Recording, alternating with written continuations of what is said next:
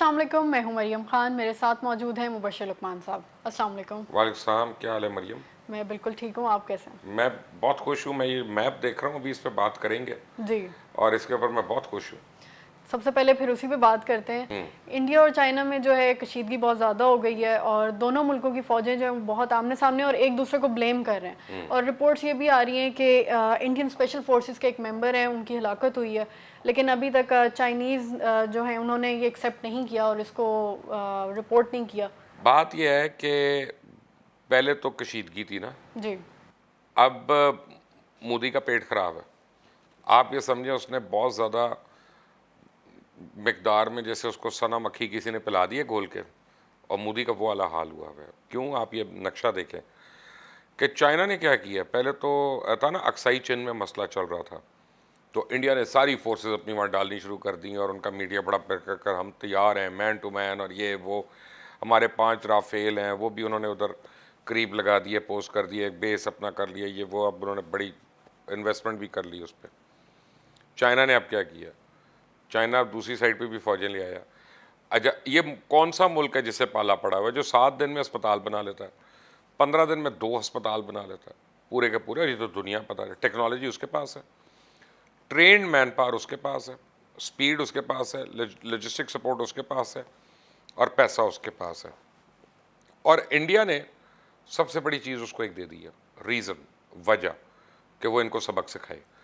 अब उन्होंने क्या किया है कि तो अरुणाचल प्रदेश जो है ना, इसके ऊपर उन्होंने ला के अपनी फ़ौज बैठानी शुरू कर दी है।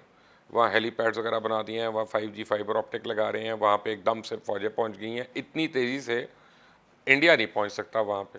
अगर आप ये नक्शा देखेंगी, जो अब आपको कोशिश करते हैं कि व्यूअर्स को भी दिखाएं इसके ऊपर, तो उसमें क्या है कि देखें, अक्साई चिन है, उसके साथ जम्मू एंड कश्मीर है, नीचे हिमाचल प्रदेश है। अगर कोई फटा करता है वहाँ पे, तो इंडिया को ये प्रॉब्लम है कि जी चाइना और पाकिस्तान मिलकर मारेंगे, और वो दुनिया के आगे वावेला कर रहा है कि 2 न्यूक्लियर ताकतें हमारे खिलाफ हुई हुई हैं। अब वहाँ से नीचे आई, हर हमसाये से तो उसने लड़ाई करके रखी है। नीचे नेपाल की एक बहुत बड़ी एयर स्ट्रिप है, सिक्किम तक। अब नेपाल ने उसको आंखें दिखानी शुरू कर दी हैं। नेपाल ने नया नक्शा दे दिया। नेपाल कहता है हमारा इलाका में वापस करो। उन्होंने एंटी इंडिया तराने चलानी शुरू कर दिए FM स्टेशन वगैरह पे। वो सारे नीचे उत्तर प्रदेश वगैरह में सारे सुन रहे हैं, उनको प्रॉब्लम है।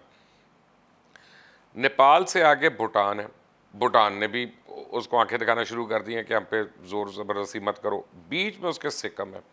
सिक्किम एक चिकन नेक है और बड़ी छोटी सी जगह है। चाइना इसको अब लाके अगर काट देता है, तो इंडिया से पूरी आगे जो है ना, बांग्लादेश के ऊपर उसका अरुणाचल प्रदेश और ये वो सारा जो है, सप्लाई चेन टूट गई।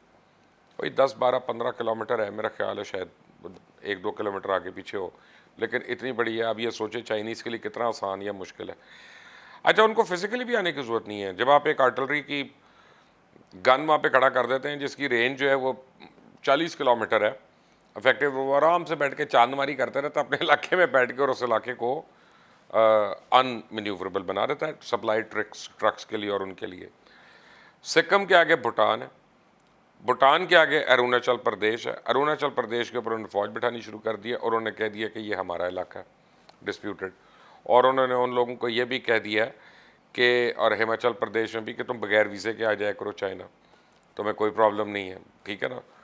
तो जो गंद इंडिया दूसरे छोटे ममालिक के साथ कर रहा था पूरे रीजन में, वो उसके साथ अब खुद से, वो कहते हैं ना कि जो गड़ा खोदोगे उसमें खुद गिरोगे। अच्छा, नीचे क्या है? बांग्लादेश के, उसके थ्रू सप्लाई चली जाए। बांग्लादेश भी अपनी दुम पे खड़ा हो गया।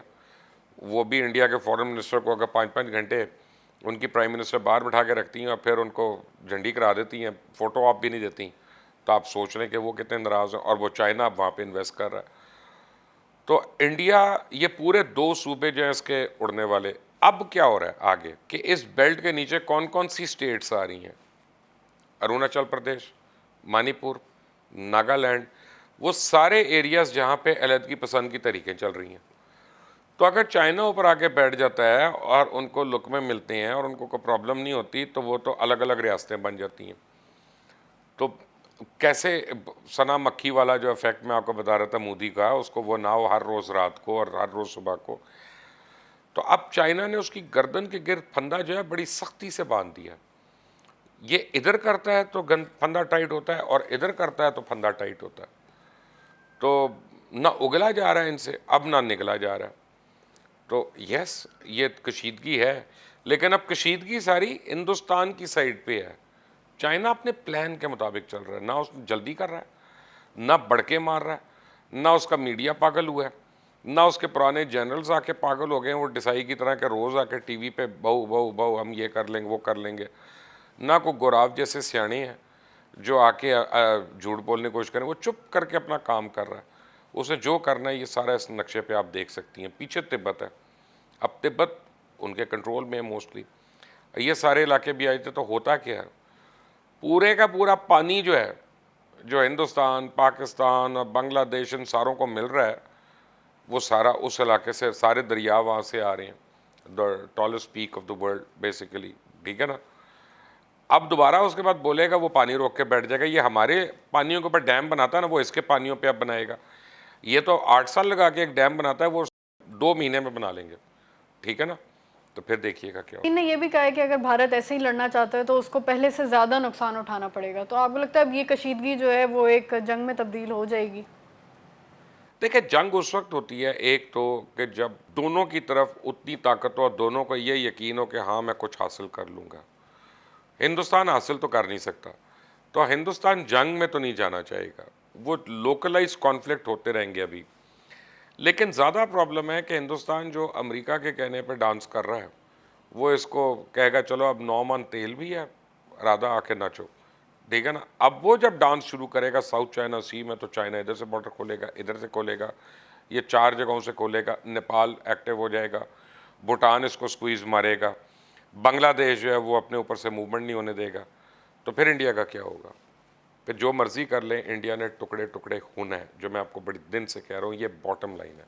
और इंशाल्लाह चार्ली हेब्दो फ्रांसीसी मैगजीन है, उसने इस ऐलान के साथ कि हम कभी हार नहीं मानेंगे, पैगम्बर इस्लाम सल्लल्लाहु अलैहि वसल्लम के मुतनाज़ खाके दोबारा शाये किए हैं, जो कि उसने 2015 में पहले किए थे और उस पर हमला भी हुआ था, और उससे मुतल्लिक जो है उनका केस जो है अब वो कोर्ट में उसकी हियरिंग भी चल रही है।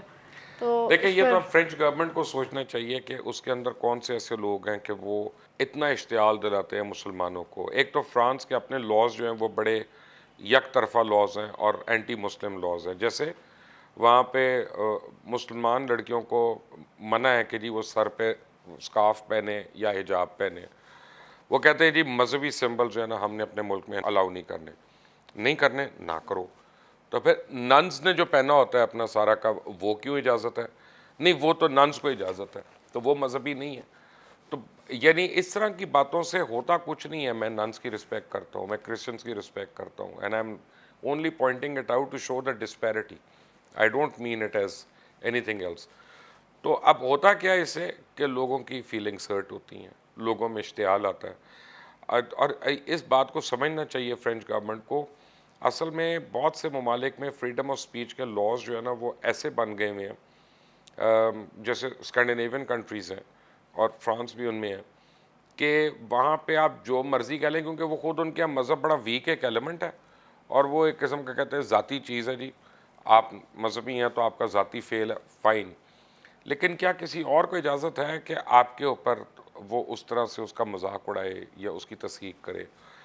तो ये बहुत ही सीरियस एक इशू है, और अगर ये फ्रेंच गवर्नमेंट ने इस पर एक्शन ना लिया तो मैं आपको बताऊं कि उनको ये भी सोचना चाहिए कि उनके पास यूरो डिज़नी है, वहाँ पे बहुत ज़्यादा यानी बहुत बड़ी मेजॉरिटी टूरिज़्म जो है वो मुस्लिम कंट्रीज़ की जाती है।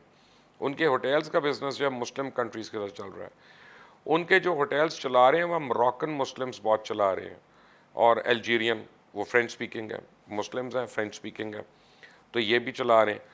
तो जब वो इतने लोगों को इश्तियाल दिलाते हैं और अगर वहाँ पे उनका बिजनेस ख़राब होता है तो ये उनको भी सोचना है। I mean it is not good. मुझे ज़े भी नहीं देता कि मैं किसी मज़हब के किसी पैगम्बर के मुतल्लिक कोई छोटी राय दूँ। मैं उन पैगम्बरों की बात नहीं कर रहा जिनको हम पैगम्बर मानते हैं, मैं उनकी भी बात कर रहा हूँ कि जिनको हम नबी नहीं मानते, जैसे आप बुद्धा ले लें या अशोका ले लें। लेकिन फिर भी मैं उनका नाम लूँगा तो इज़्ज़त से लूँगा। मुझे ज़रूरत नहीं है उनका कार्टून बनाने की या उनकी इंसल्ट करने की, क्योंकि मैं नहीं चाहता कि मेरे नबी पाक सल्लल्लाहु अलैहि वसल्लम पे कोई इस तरह से ऊंची आवाज़ में भी बात करके ज़िक्र कर सके। तो ये जो तहज़ीब है ये उस सोसाइटी को समझनी पड़ेगी। कोई रियासत की तरफ से मैसेज जाना चाहिए इस चीज़ के लिए? मेरा ख्याल है कि अगर रियासत की तरफ से मैसेज वैसे आना होता ना तो अभी तक केस का तो फैसला आ जाता ना। उनकी अदालतें क्यों इतना, चलो हमारी अदालतें स्लो हैं, हमारी अदालतें इतनी बार बार लेट फैसला कर रही हैं, लेकिन अब जो इंसानी हकूक़ की तंजीमें हमारी अदालतों पे, हमारी कोर्ट्स पे इतनी आवाज़ें उठाती हैं, फ्रेंच कोर्ट के ऊपर बात करें ना ज़रा, और ख़ासतौर फ्रांस में रहने वाले ज़रा बात करें ना, मैं देखता हूँ ना उनको कितनी आज़ादी है, इजहार का मौका मिलता है। सर आपका बहुत बहुत शुक्रिया। व्यूअर्स आपका बहुत शुक्रिया। अगर आपको ये प्रोग्राम पसंद आए तो इस वीडियो को लाइक करें, अपनी राय हमारे साथ कमेंट सेक्शन में शेयर करें, चैनल को सब्सक्राइब करना मत भूलिएगा, बेल आइकन प्रेस करें ताकि हमारी लेटेस्ट वीडियोस आप तक बर वक्त पहुँच सकें। अपना ख्याल रखें, खुदा हाफ़िज़।